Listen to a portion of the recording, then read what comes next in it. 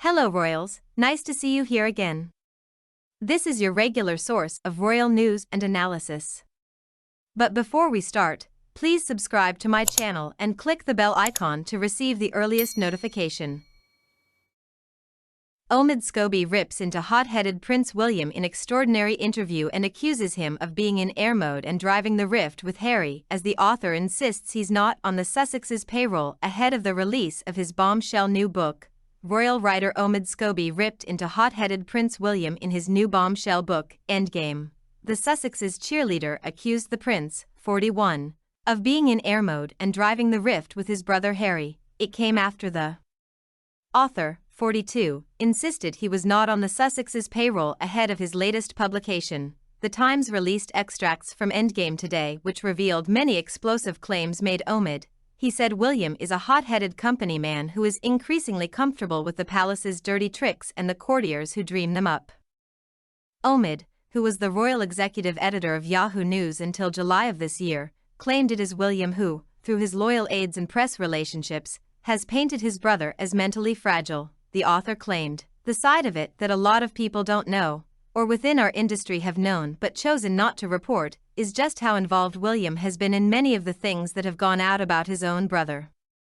The prince knows his father's reign is only transitional, Omid wrote, and is acting accordingly. In another painful chapter in the 400-page book, Omid alleged that William ignored Harry's texts when the family were racing to reach Queen Elizabeth II in Balmoral in her final hours on September 8, 2022. Harry allegedly paid to charter a flight alone from Luton Airport to Aberdeen for £30,000. Omid said he found out his grandmother had died when a BBC News alert pinged on his phone. Omid also claimed King Charles was cautious when talking to Prince Harry after the publication of Spare and family members were told not to trust him. The author described an alleged conversation between Charles and his son Harry, who had apparently called to talk to him about his vitriolic memoir following its release in January. He said the king was cautious, further claiming that a message was circulated among family members not to trust Harry with anything and to ignore both the book's claims and what he was saying to promote it. French magazine Paris Match yesterday released extracts from Endgame alongside an interview with Omid.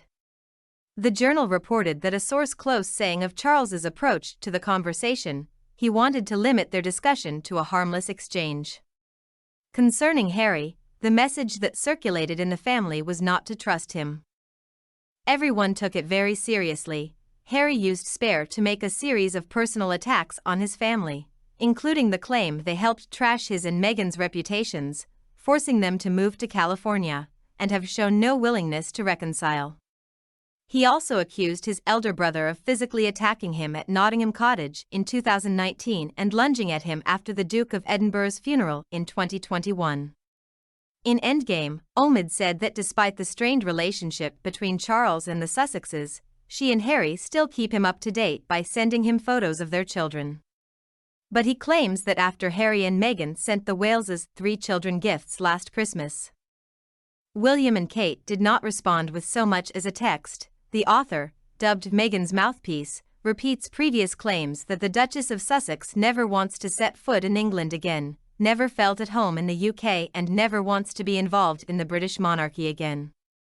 Yet he says Harry has said he is ready to forget the recent troubles with his family and has given up on getting the apology or explanation he has previously demanded, quoting the prince as saying, "At this point, who cares, right?" The claims emerged yesterday in Paris Match magazine to publicize Omid's second royal tome, Endgame, inside the royal family and the monarchy's fight for survival. His first was Finding Freedom, the rabidly pro-Sussex account of Harry and Meghan's romance, wedding and decision to acrimoniously quit as working royals. The article in Paris Match, ahead of the book's publication on Tuesday, is a tangled mass of quotes from it, combined with Omid's own opinions on the state of the royal family and seemingly the interpretation of the magazine's journalist. Several new claims are made, but none is obviously explosive, so far, although Omid has conducted several pre-publication interviews to be aired over the next few days, and there is no doubt that the palace views his public vendetta with the royal family as unhelpful. Many insiders point out that it is no surprise Kate and Meghan have not been in direct communication for 4 years. As Omid describes it, because the Sussexes left for Canada with baby Archie in the fall of 2019 and the Duchess has returned to the UK, briefly, only 4 times since. Paris Match adds that Kate immediately detected a rival to her in Meghan, writing, "She spent more time talking about Meghan than with Meghan," according to a close friend of the couple. Harry, while promoting his tell-all memoir earlier this year, said it quickly became Meghan versus Kate after he started dating the US TV actress in 2016.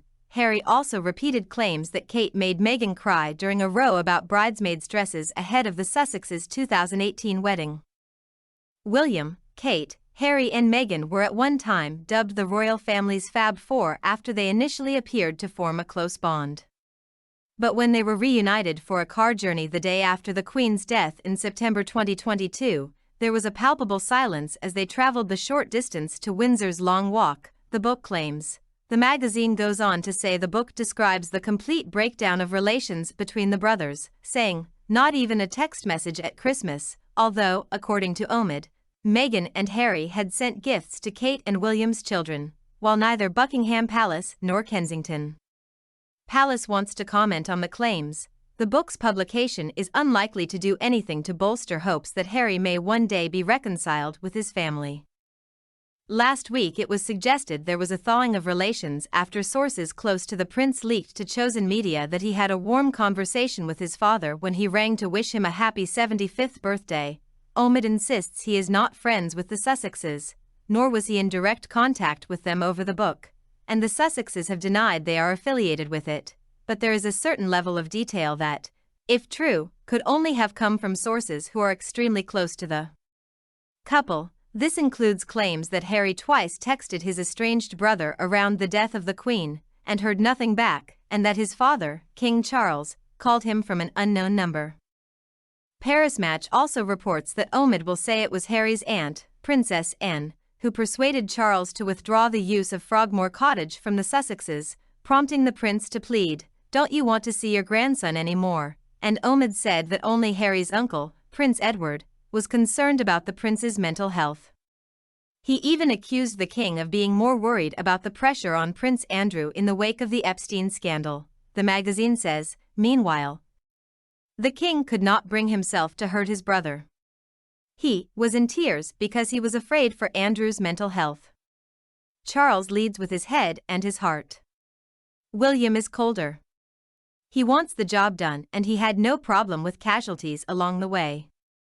There are clear howlers in the extracts from the book that have been released, including the suggestion the Prince of Wales is eager to ascend the throne. Friends of William have made clear that he wants to ring-fence his 3 young children for as long as possible and has no desire to hasten his progress towards becoming king.